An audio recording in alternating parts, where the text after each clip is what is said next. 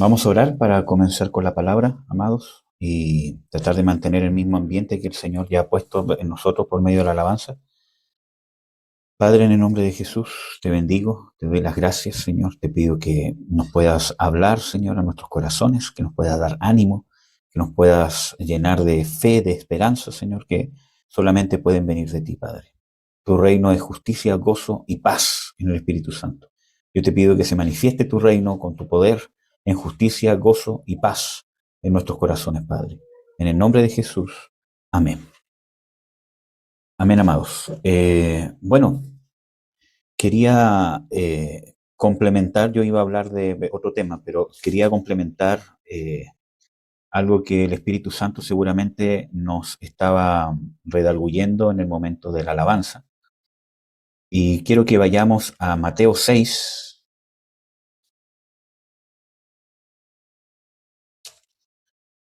Mateo 6,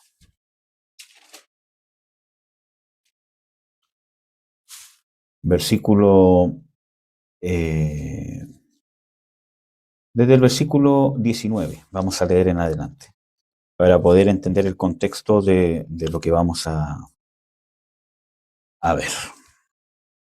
Mateo 6, desde el versículo 19. Que esto tiene que ver más con la relación entre nosotros como hermanos en Cristo. Vamos a hablar algunos puntos de nuestra relación. Bueno, dice, no os hagáis tesoros en la tierra donde la polilla y el orín corrompe y donde ladrones minan y hurtan, más haceos tesoros en el cielo donde ni la polilla ni orín corrompe y donde ladrones no minan ni hurtan, porque donde estuviese vuestro tesoro, allí estará vuestro corazón. La lámpara del cuerpo es el ojo, así que si tu ojo fuere sincero, todo tu cuerpo será luminoso, mas si tu ojo fuere malo, todo tu cuerpo será tenebroso. Así que si la lumbre que en ti hay son tinieblas, ¿cuántas más serán las mismas tinieblas? Ninguno puede servir a dos señores, porque o aborrecerá al uno y amará al otro, o se allegará al uno y menospreciará al otro. No podéis servir a Dios y a Mamón.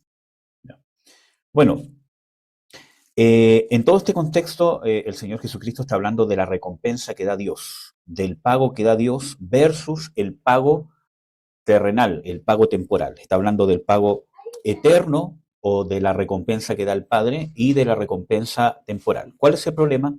Que la recompensa del Padre llega en el momento determinado que el Padre ha establecido y no en el momento que muchas veces nosotros esperamos. En cambio, la recompensa terrenal es manipulable por nosotros. Entonces, muchas veces la recompensa terrenal llega manipulada por nosotros en el momento que nosotros deseamos. Porque en los versículos anteriores a este, el Señor Jesucristo está hablando sobre el ayuno, sobre dar limosna, ¿cierto? Y no hacerlo para que la gente lo vea. Porque ellos ya tienen su recompensa. Más vuestro Padre que está en los secretos os recompensará en público. Amén. Entonces, no solamente está hablando de servir al dinero necesariamente, ¿no?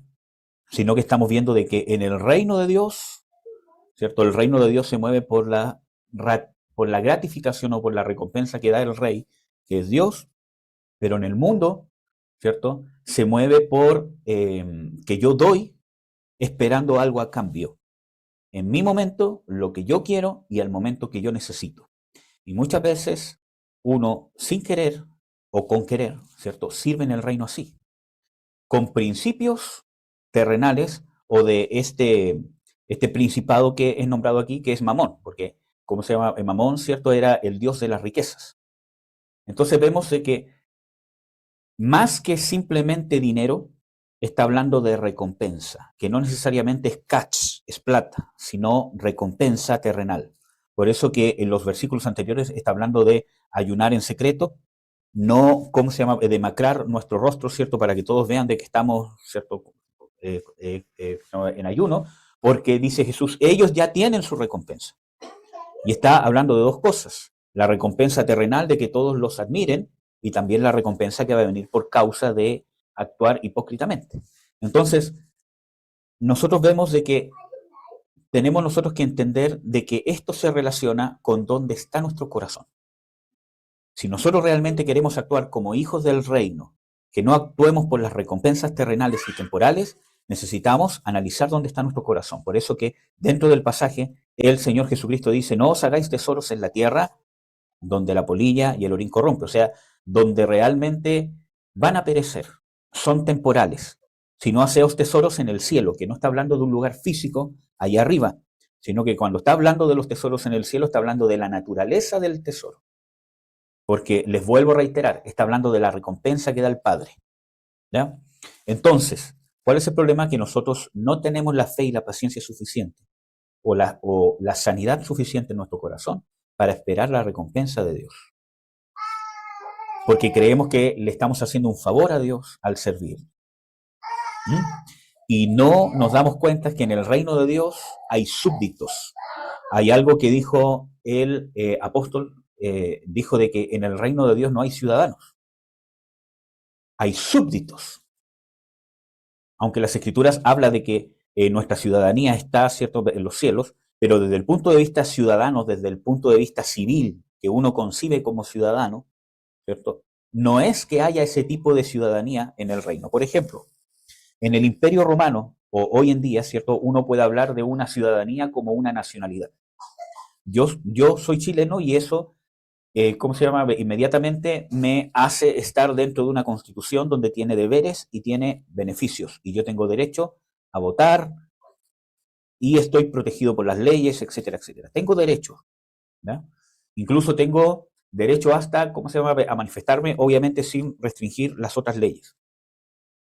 Sin embargo, ¿cierto? Desde ese punto de vista no es la ciudadanía del reino, sino que la ciudadanía del reino desde el punto de vista bíblico se ve como un beneficio de ser súbditos del rey. En el Imperio Romano, ser ciudadano romano te daba una clase superior a las otras personas que habitaban en el imperio. Por ejemplo, Pablo tenía la ciudadanía romana, ¿cierto? Y los que lo habían martirizado tuvieron temor al enterarse que era romano, por las consecuencias que venían en hacerle algo a un ciudadano romano. No es ese punto necesariamente al que se refiere el reino de Dios con ser ciudadanos. En el reino de Dios hay súbditos, siervos, gente que está al servicio del rey, gente que está a la orden del rey. Amén. ¿Por qué? Porque en el reino de Dios nadie es parte del reino de Dios por causa de un derecho, ni por causa de un merecimiento, sino que la gracia del rey ha dado la oportunidad en contra de la naturaleza de hacer súbditos o de incorporar al reino de Dios por medio del sacrificio de Jesucristo. Entonces nosotros nos tenemos que considerar súbditos del rey. Bueno, desde este punto de vista nosotros tenemos que ver de que aún así Dios nos hace parte de los beneficios del reino y nos llama a los deberes del reino también. ¿Amén? Entonces, nos encontramos que cómo nosotros podemos realmente servir a Dios como hijos del reino. Primero tenemos que saber dónde está nuestro corazón. Por eso que el Señor Jesucristo dice acá, ¿cierto? Mas haceos tesoros en el cielo, donde la polilla ni el orín corrompe y donde ladrones no minan ni hurtan. Porque donde estuviese vuestro tesoro, allí está vuestro corazón. Y esto es sumamente importante. Yo puedo hacer muchas cosas externas aparentando ser espiritual, pero no puedo falsificar dónde está mi corazón. Y mi corazón es donde están mis prioridades, dónde están mis anhelos, dónde están mis metas. Entonces, si mis metas, mis tesoros, mis anhelos están en el Padre, en lo que viene del Padre, entonces lo demás va a fluir por añadidura. Me explico, por ejemplo, yo puedo estar sirviendo aquí porque tengo una carencia de admiración, por ejemplo, ¿cierto? Tengo una carencia de atención, ¿cierto? Y nunca nadie me hizo sentir importante, ni mi padre, ni mi madre, ni nadie, ¿cierto? Y he pasado rechazo por rechazo. Entonces yo empiezo a servir a Dios porque veo de que predicando la palabra de Dios tengo tribuna. Y es más, puede ser que use mis talentos, incluso el don que Dios me dé, ¿cierto? Pero donde está el tesoro, donde está mi tesoro, no es en el reino en sí mismo, sino en captar atención, sentirme importante, sentirme admirado, tener tribuna, tener alguien que me escuche, porque nadie nunca me ha escuchado, porque he sido, ¿cómo se llama?, rechazado, ¿cierto? Y quiero demostrarme a mí mismo que en realidad tengo algo bueno que dar, porque todos me han despreciado todo lo que siempre he dado. Ahí me doy cuenta que mi tesoro no está en el cielo. Por lo tanto, mi corazón tampoco. Porque cuando habla Jesús del tesoro es lo que anhelo, la recompensa que espero. Y la recompensa que yo estoy esperando, que puede ser sirviendo a Dios, está aquí en la tierra. Muchas veces nosotros servimos a Dios por despecho. Me despreciaron, me echaron, que nunca me escuchan, entonces ahora yo voy a servir a Dios solo, ¿cierto? Por despecho, para, ¿cómo se llama?, demostrar que sí tengo algo que dar. Y no es que no tengamos que servir a Dios, sino que tenemos que servirlo bien. Porque Dios sabe todas esas cosas. Sabe lo que hay en nuestro corazón. Y murió por eso en la cruz. Murió viendo todas las cosas que habían en nuestro corazón y aún así decidió morir por nosotros. Su amor es inalterable, su amor es eterno. Somos nosotros los que nos queremos mostrar perfectos ante Dios y Dios sabe que no lo somos. Amén, amados. Entonces, ¿dónde está tu tesoro? ¿Para qué usas el don? ¿Dónde está tu anhelo? ¿En ser admirado? ¿En ser reconocido? ¿Que algún día alguien reconozca, sí, tú tienes unción?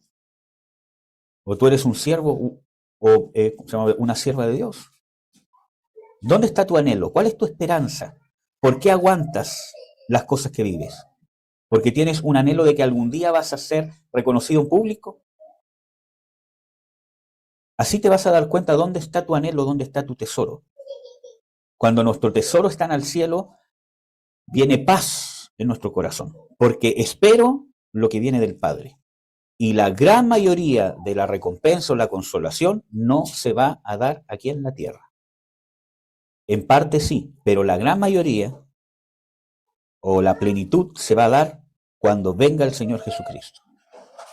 Y no es que Dios me va a exaltar por sobre los otros y dirá, ¿vieron? Este era mayor que ustedes. No.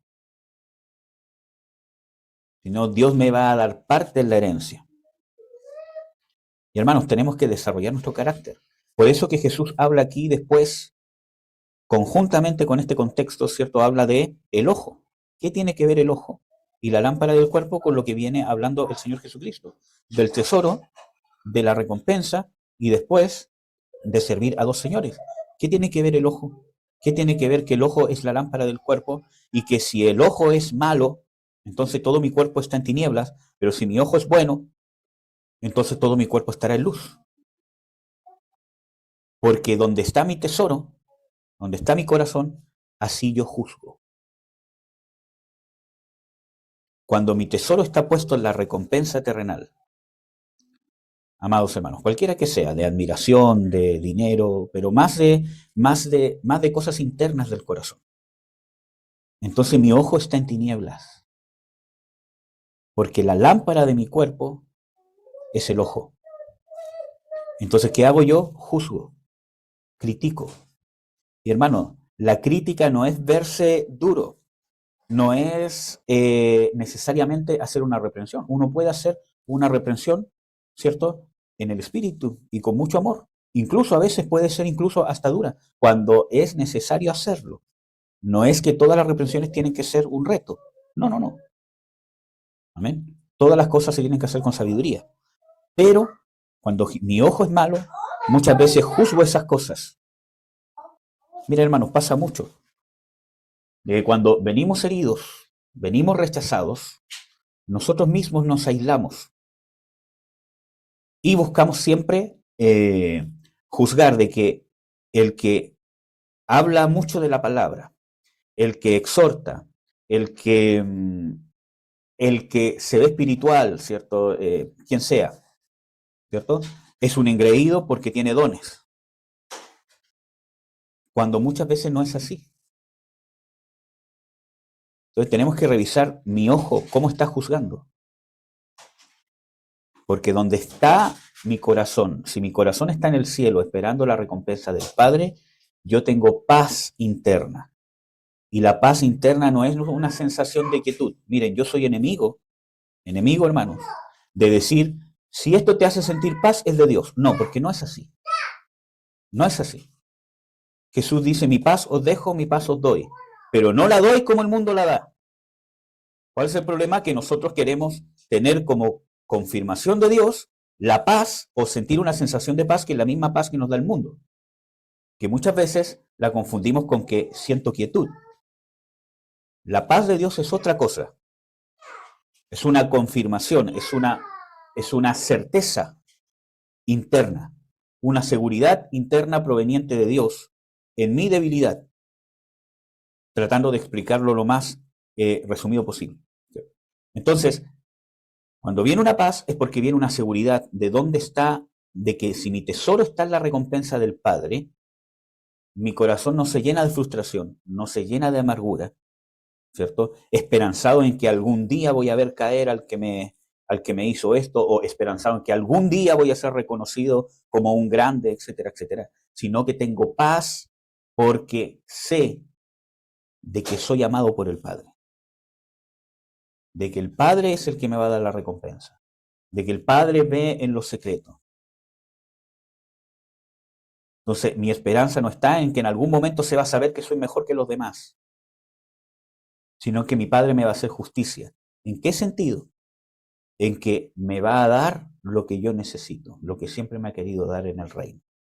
La recompensa por mi fe, por mi paciencia, por mi mansedumbre, y principalmente por mi humildad ante Dios de siempre querer transformarme y siempre vivir en eso. Entonces muchas veces nuestro ojo está contaminado porque nuestro corazón anhela tesoros o recompensas terrenales, temporales, que se corrompen. Amén. Entonces, cuando estas cosas se corrompen, yo me corrompo y se corrompe mi ojo. ¿Y qué? Empiezo a juzgar. Porque miren, hermanos, yo, ¿cómo se llama? He visto de que muchas veces, bueno, ¿cómo se llama? He podido ver dos fenómenos. Primero, la gente que se cree espiritual y no lo es, ¿cierto? Cree que porque tiene un don, que porque, ¿cómo se llama? Habla lindo, etcétera, etcétera, y realmente se empieza a sentir superior a los demás y los empieza a ver como inferiores y los hace sentir inferiores. Y eso pasa y va a pasar, amados, desgraciadamente, dentro de la iglesia. ¿Amén? Pero también he visto otro fenómeno, que a veces llega gente rechazada, que no ha sanado sus heridas, y ellos juzgan, ¿cierto? A los que realmente viven una vida espiritual, que sirven a Dios con un corazón sincero, los juzgan como engreídos cuando no lo son muchas veces.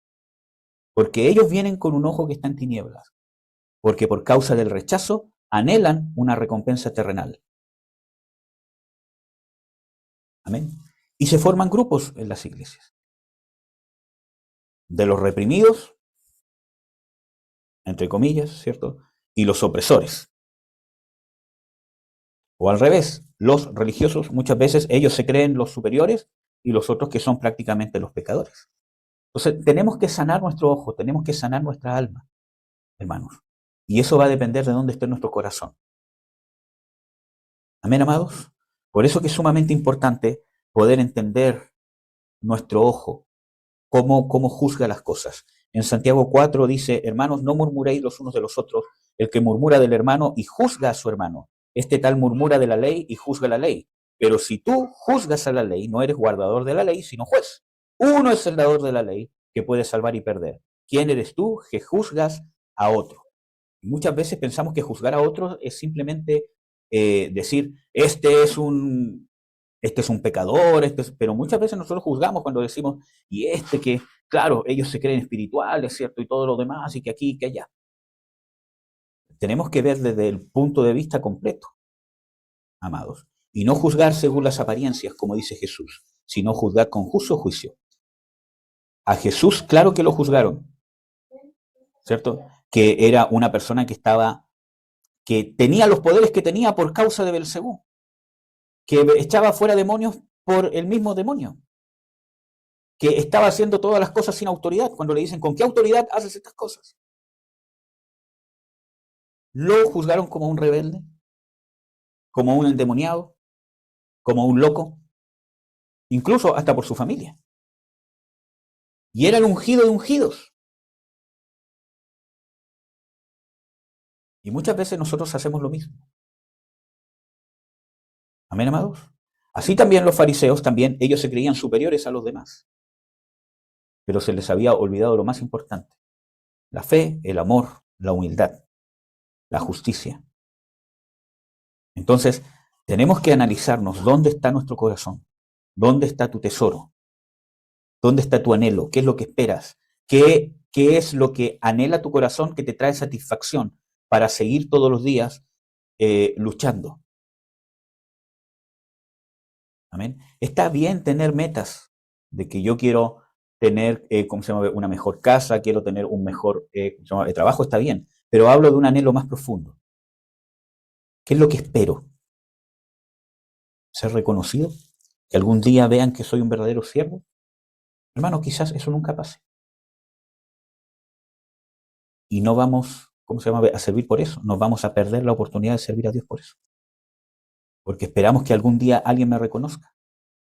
Alguien diga, sí, en realidad, ¿cierto? Tú, ¿cierto? Siempre fuiste un siervo fiel y perdóname por juzgarte, hermano. Sirva a Dios. Sírvalo. Deje que Dios lo haga crecer. Cuando su corazón está en el tesoro del cielo, uno ya no se preocupa de esas cosas. Eso fluye. Dios va abriendo puertas. Y tenemos que ser gente o siervo de Dios. El siervo de Dios, el ministro de Dios, el ministro de Dios, es una persona acostumbrada al desprecio. Pero muchas veces nosotros tenemos un desprecio jactancioso, porque nos jactamos de que somos despreciados. Raro, ¿no? ¿Cierto? Es que me desprecian porque yo soy el ungido, me desprecian porque yo digo la verdad, me desprecian porque yo predico el evangelio de una forma diferente y verdadera. Entonces me estoy jactando hasta del desprecio, ¿no? Y llega a ser incluso hasta contradictorio. Nosotros, miren hermanos, si usted aspira a ser un ministro de Dios o una ministra de Dios, que no necesariamente son los 5 ministerios, yo estoy hablando de ministrar el reino, tiene que ser una persona que se acostumbre al desprecio no por causa de mis errores y a soportarlo y a saber llevarlo. Pero no lo va a poder lograr si su esperanza está en las cosas terrenales. ¿Cuánta gente de repente usa mal un versículo bíblico que está en, ¿cómo se llama? Apocalipsis, ¿cierto? Y viene alguien y le da una tremenda profecía y le dice, ¿cierto? Y vendrán los que te aborrecieron postrados ante ti y adorarán a Dios delante de tus pies. Y nos esperanzamos en la recompensa terrenal. Dios nos honra, claro que sí, y nos va a honrar. Acá en la tierra sí, pero nuestra esperanza no puede estar puesta en eso. Nuestra esperanza tiene que estar en el peso de gloria que se va formando por causa de servir a Dios, como dice Pablo. Las cosas del tiempo presente no se han de comparar con la gloria venidera. Y todas estas cosas que padecemos forman en nosotros un inmensurable y grande peso de gloria. Pero muchas veces pensamos que estamos trabajando por un peso de gloria y realmente estamos trabajando por un peso porque nosotros no podemos tener una paz interna, porque no descansamos en nuestro Padre y queremos la pompa, queremos el reconocimiento. Buscamos servir a Dios, pero porque hemos visto que otros siervos de Dios son escuchados, son admirados, y eso es lo que buscamos. Ser escuchados, admirados, respetados, ¿cierto? Que cuando yo hable todos se queden callados y digan, oh, tiene revelación. Y buscamos eso. Y eso es un error, porque estamos buscando la recompensa terrenal, temporal, que se corrompe, que se termina. Porque hermanos, las escrituras nos profetizan claramente que seremos aborrecidos de todos. Pablo fue aborrecido de las mismas iglesias que él mismo fundó. Y usted no quiere ser, ¿cómo se llama? Aborrecido por los hermanos, sino admirado. Él trabajó incontablemente. Entonces, mire hermanos, ese es el sello del llamado que Dios me hizo. Ese es el sello de mi ministerio. Esa es la visión que Dios me ha dado. Llegar a ser un ministro, formar discípulos y siervos de Dios con la base suficiente y el potencial suficiente para que lleguen a ser en un futuro ministro. Hermanos, si bien en las Escrituras dice que los que creen en mi nombre echarán fuera demonios, pondrán sus manos sobre los enfermos y sanarán, ¿cierto? Tomarán en sus manos serpientes, ¿cierto? Y no les dañarán, beberán cosa mortífera y no les pasará nada. Eso es de los creyentes. Pero no se conforme con simplemente ser un creyente, donde ciertamente se mueven dones, echar fuera demonios y todas las cosas. Confórmese o busque o anhele ser un ministro, una ministra de Dios. Llegar a esa instancia, pero primero tiene que ser un discípulo. Un discípulo que, siendo discípulo, se transforma en un siervo. Y posteriormente a un siervo se puede transformar en alguien que ministra el reino. No porque usted eche fuera demonios, haya echado fuera demonios, haya tenido visiones, haya tenido revelaciones, haya predicado, haya enseñado la palabra, usted es un ministro de Dios. El ministro de Dios es un carácter formado por Dios. Y eso conlleva tiempo, conlleva proceso. No es simplemente saber, no es simplemente ser asertivo en la revelación, en la prédica, en lo que sea, en los sueños, en lo que sea. Eso no es ser ministro, eso es ser un creyente. Y no lo estoy hablando como algo inferior, sino al contrario, diciéndole no se conforme. Aspire a ministrar el reino, amados hermanos. Y no se afirmen los dones para darse valor. Los sueños, la revelación, la profecía, ¿cierto? Echar fuera demonios, enseñar, ¿cierto? Y que la gente aprenda, abrirle los ojos, ¿cierto? A la gente que no sabe, etcétera, etcétera. No se conforme con el don, y mucho menos con el talento. No se identifique con eso. Usted no es el don. Usted es el carácter. Cultive el carácter de Jesús en su corazón. Un carácter de discípulo, un carácter de siervo. Y no juzgue, hermanos. Como hoy día nos ministraba el Espíritu Santo, no veamos todas las cosas malas. Muchas veces nos enfocamos solamente en lo negativo. Que nos falta, que aquí, que allá, que le falta a este hermano, que le falta a este otro, que carnales, ¿cierto? Y todo lo demás. Mira, hermano, yo estuve, ¿cierto? En una congregación donde nos hicieron un tremendo daño. Los líderes espirituales, ¿cierto? En un culto decían, aquí huele a carne. Y todos los cultos era eso. Estamos gordos, estamos carnales, estamos anchos, estamos todos gordos, somos perezosos, somos perezosos. Y eso castró. Porque si yo le digo, ¿cómo se llama? A mi hijo, todas las cosas que le faltan todos los días, lo voy a castrar. Porque yo estoy declarando sobre él todo lo que no es. ¿O no? Hasta la psicología lo dice, hermano. Si yo le digo, hijo, te falta ser más ordenado, obviamente que le falta ser ordenado porque tiene que aprender todavía. O si yo me fijo en sus debilidades, tiene esa debilidad. Entonces, tenemos que ver la luz, hermanos. Nuestro ojo tiene que estar lleno de luz y así nuestro cuerpo va a estar todo luminoso. Que no significa positivismo, que veo todo positivo, pero tenemos que estar equilibrados y ver desde el punto de vista del reino, hermanos. Miren, nosotros tenemos que aprender a amarnos. Van a haber muchos hermanos que van a estar en un proceso y muchas veces nos vamos a encontrar con gente o nosotros vamos a ser carnales. Vamos a ser carnales. Y eso no significa que fuimos desechados, que ya nos servimos, que dejamos el reino, que ya somos inútiles.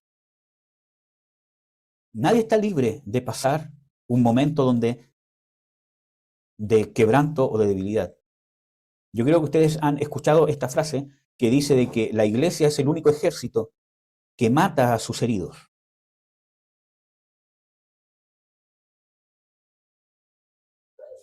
Amén. Entonces, muchas veces nosotros hacemos eso. Hay alguien herido y lo matamos. Entonces, nosotros tenemos que ver siempre desde el punto de vista de Dios. Cuando nosotros nos olvidamos quiénes somos delante de Dios, nos ponemos juiciosos. Amén, amados. Tenemos que ser equilibrados y para aprender a ser equilibrados necesitamos ser discípulos. Usted necesita aprender que le digan, hermano, te estás yendo a un extremo, te estás yendo a otro extremo. No andemos como llaneros solitarios. Necesitamos ser instruidos y ser instruidos bien. No donde nos acomode, sino donde realmente Dios nos va a dar instrucción de vida para que alcancemos lo que Dios quiere. Amén, amados. Esa es la visión de este ministerio, la instrucción. No es solamente echar fuera demonios, no es solamente dar consejos para que usted se sienta bien o para que usted tenga una mejor calidad de vida. Obviamente eso es parte del reino. Ojo, eso es parte del reino. Dios quiere que tengamos una mejor calidad de vida física, emocional y en todos los aspectos de nuestra vida. Es un anhelo de Dios, amados. Pero la visión de este ministerio, hermanos, es que usted alcance a ser un potencial ministro. Por eso de que los temas que tocamos son más profundos, son densos. De repente me cuesta entender este tema, porque son temas densos, van a la médula. No solamente a un sentimiento superficial, sino que se escarba. Si usted siente esto otro, como hoy día. Ese es el llamado. Llegar a que usted alcance a ser un potencial ministro. Un potencial, porque es Dios el que lo va a hacer ministro. Para lo que Él quiera. Por eso de que ustedes ven de que lo que hacemos muchas veces es diferente. Hay otra visión que es más profunda, que muchas veces hay que darse la vuelta larga. Yo he aprendido a no ministrar por ministrar, sino que ministrar cuando yo sé que voy a ministrar el reino a una persona. No solamente echarle fuera demonios o darle un simple consejo. Formación, porque Dios está preocupado de ti, completamente, de tu carácter, de tu esencia, de tu ser, porque Dios pagó un precio tremendo en la cruz por ti. Entonces, no solamente es reunirse a sentirse bien cuando uno adora, o cómo se llama, una palabra linda, ¿cierto?, que me hizo sentir bien, o un hermano que me abrió los ojos y me dijo, yo no entendía este pasaje, ahora sí lo entiendo. Amén, amados. Entonces, necesitamos nosotros cambiar nuestra percepción y empezar a ver con los ojos de Dios. Con el ojo, la lámpara del cuerpo luminoso. Y cuando pasa eso es cuando usted tiene su tesoro en las cosas del reino. Y le vuelvo a reiterar, ¿cuáles son sus anhelos? ¿Qué es lo que anhela usted? ¿Cuál es su esperanza? ¿Con qué esperanza usted todos los días se levanta? ¿Con qué esperanza usted trabaja? ¿Con qué esperanza usted, cómo se llama, hace cualquier cosa? Hablo de una esperanza profunda. ¿Cuál es su esperanza? ¿Por qué está congregado aquí? ¿Quiere ser visto? ¿Quiere, cómo se llama, que le tomen, que le tomen en cuenta su don, su revelación, su, cómo se llama, capacidad para predicar, etcétera, etcétera? ¿O simplemente está aquí porque es un grupo de hermanos donde yo siento que me siento bien? No se conforme, hermano.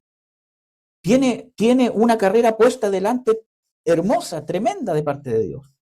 Tiene el potencial de alcanzar a ser un ministro, una ministra de Dios. De conocer, experimentar el reino, transmitir el reino, bendecir realmente a otros. Pero muchas veces queremos tomar el camino corto. Tengo el don, tengo el talento, ¡pum! Ya. Quiero ser edificador de otros hermanos. Y no puedo edificar si yo no soy un edificador. Si no he sido edificado por Dios. Les vuelvo a reiterar, ministrar no es solamente predicar, no es solamente dar estudios, no es solamente echar fuera demonios, no es solamente ser asertivo con una profecía o con sueños o con lo que sea. Eso no es ministrar el reino, esos son dones. El reino de Dios se ministra en el carácter. ¿Cómo nos mostró Jesús al Padre? ¿Con dones? ¿Cómo respaldaba Dios a Jesús? Miren, ¿cierto? El mismo, ¿cómo se llama? El Señor Jesucristo dice, yo sé, Padre, que siempre me oyes, porque siempre hago lo que le agrada al Padre.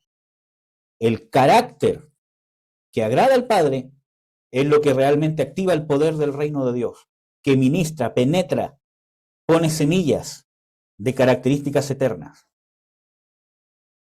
Porque muchos imitan, falsean los dones, o muchas veces son dones de Dios. Pero ya vemos, como les dije, cierto, el otro día, le dije, muchas veces dice, Señor, en tu nombre profetizamos, echamos fuera demonios, pero no los conozco. Apartados de mí, le dice Jesús. Entonces, no es el don, hermanos. El carácter es el que activa que el don sea efectivo. No se identifique con los dones, identifíquese con el carácter de Jesús. Ese es el propósito principal que tiene Dios con su vida. Hermanos, no nos aborrezcamos los unos a los otros. Muchas veces tenemos aborrecimientos encubiertos, porque no nos hemos sanado. Que el hermano es muy duro, que parece que es arrogante, y nos juzgamos entre nosotros. Tenemos que juzgarnos con misericordia. Hay situaciones que hay que juzgar. Este hermano se equivocó, este hermano pecó, etcétera, etcétera. Pero si usted no tiene nada y no va a hacer nada para, ¿cómo se llama?, edificarlo, cierre su boca.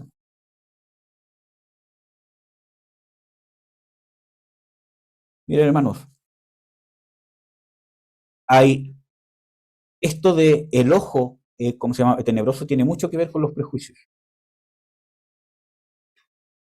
Yo no acepto los prejuicios de la gente si no se sientan conmigo, ¿cierto?, para decirme con una preocupación genuina, decirme, Eduardo, ¿sabes qué? Veo que estás, ¿cómo se llama?, cometiendo este error, este error, este error, y no es bueno, tienes que hacer esto otro. Si alguien me está criticando por fuera, yo no lo acepto como de edificación. Entonces, hermano, si usted tiene algo y realmente es de parte de Dios y tiene la valentía y la confirmación de que tiene que hacer algo al respecto, hágalo y edifique.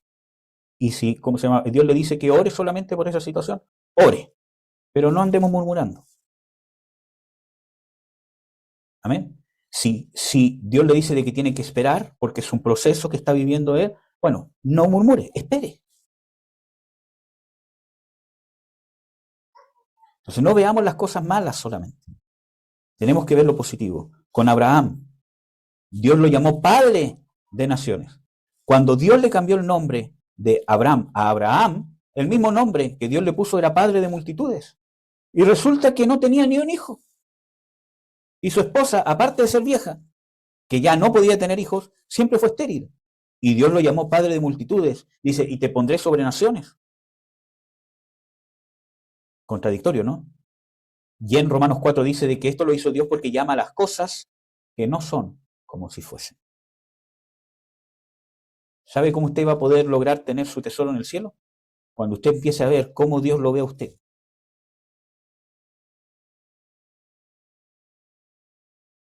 Dios se preocupa más del resultado que de la condición actual. Así que viva el proceso confiado, confiada, que está sustentado por las manos del Padre, pero no se conforme. Corra la carrera. Y el llamado que yo le hago es, hermanos, corra la carrera para poder ministrar a otros, pero no se adelante, no tome atajos, porque está lleno de ministros que han tomado atajos. Lleno. Pululan por todas partes de gente que ha tomado atajos. Tiene el don, cierto talento, cierta experiencia y se lanza y no está listo. ¿Por qué la iglesia no ministra el reino de Dios como debería ser? Por eso. Porque no hay ministros del reino. Y usted no sea uno de esos. Sea un ministro o una ministra del reino. Pero no tome la vuelta corta. Deje que Dios lo transforme o la transforme. Amén, amados. Y que ponga su corazón en el tesoro que está en el cielo. No esperanzado que algún día Dios lo va a exaltar, algún día Dios lo va a poner por sobre los otros. Porque hermanos, nosotros muchas veces nos corrompemos de envidia. Y usted tiene que tener un carácter del reino para poder reinar con Jesús en la eternidad. Miren, hermanos, ¿qué va a pasar si en la resurrección usted es resucitado y ve de que usted es puesto sobre dos ciudades, como dice en la ¿cómo se llama?, parábola? Y usted tiene pompa, ¿cierto? Porque Dios le dice, ven, siervo fiel y prudente, ¿cierto? Porque en poco has sido fiel, soportaste que te humillaran y todo lo demás. Ven, yo te pongo sobre dos ciudades. Y ve que el otro lo ponen sobre 5. Señor, ¿por qué al otro lo pusiste sobre 5 y a mí por 2? Si él me hizo esto y esto otro. Aquí tiene que formar el carácter del reino, aquí se tiene que sanar. Por eso que Dios dice de que los dignos van a heredar. Tiene que desechar los celos, desechar la amargura, desechar el ojo malo y empezar a juzgar con el juicio de Dios, la misericordia de Dios.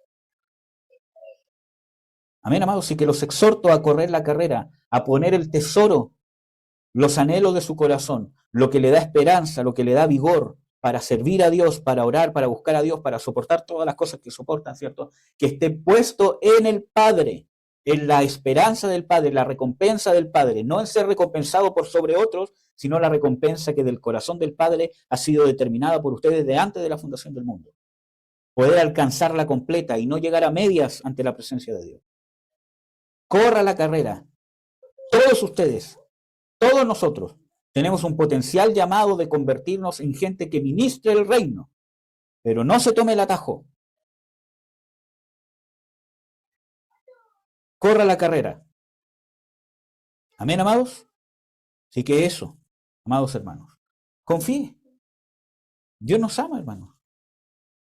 Miren, el pasaje paralelo que habla de este pasaje, que está, ¿cierto?, en Marcos, que en Lucas 12, ¿cierto?, dice, a vuestro Padre ha placido daros el reino.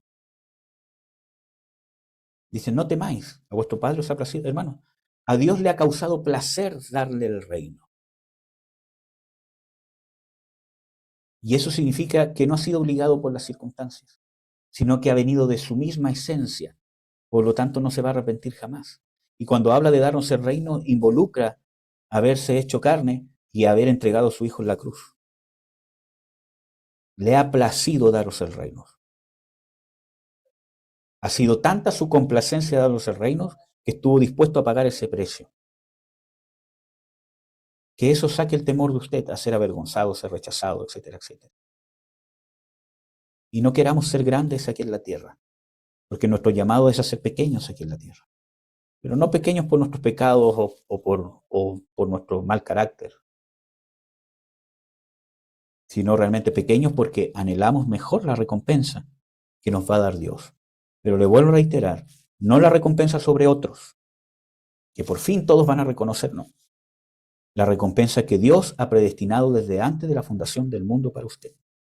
Está ahí, está la herencia, es suya, tiene su nombre. Gloria, Cristina, Franco, Claudia, Geo, David, Jocelyn, Verónica, tiene su nombre desde antes de la fundación del mundo. Ahí está su herencia, todo lo que el Padre le quiere dar. Y esta es la oportunidad en esta tierra de alcanzarla. Corra la carrera con confianza. No mire las tinieblas, mire la luz que Cristo ha puesto en usted. Cuando usted logre ver la luz de compasión que Dios tiene con usted, va a poder juzgar con esa misma luz a los hermanos y a la iglesia. Y dejar de ver solo lo negativo y va a empezar a ver la luz que Dios nos ha dado, la compasión que nos sostiene. Que quizás hay un hermano carnal, un hermano aquí, un hermano allá, no sé, lo que sea.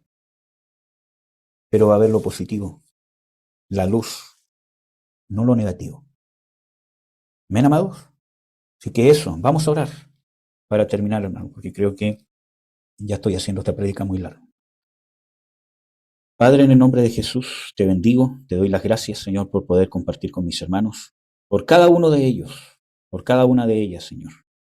Quiero darte gracias, Señor, por mi esposa, por mis hijos, Efraín y nuestro hijo que viene en camino también, Señor. Quiero darte gracias por cada uno de mis hermanos y hermanas, los que se han podido conectar y quizás alguno que vaya a ver esto después. Quiero bendecirlos, Señor, con una bendición de gracia, con una bendición de paz, con una bendición de reconciliación. Que la paz de Dios abunde en sus corazones, que puedan vivir confiados, Señor, en que a ti te ha placido darles la herencia que predestinaste para ellos y que es para ellos, Señor. Ayúdanos a correr la carrera que nos es puesta delante, a alcanzar, no ser superiores a otros, sino alcanzar para lo cual nos llamaste desde antes de la fundación del mundo. Señor, danos luz. Quita las tinieblas muchas veces que se han puesto en nuestros ojos con las cuales juzgamos, criticamos, porque anhelamos, Señor, un reconocimiento terrenal y temporal que se corrompe. Pon en nosotros un corazón que anhele, Señor, la recompensa del cielo, la honra de parte tuya, que tiene nuestro nombre, Señor.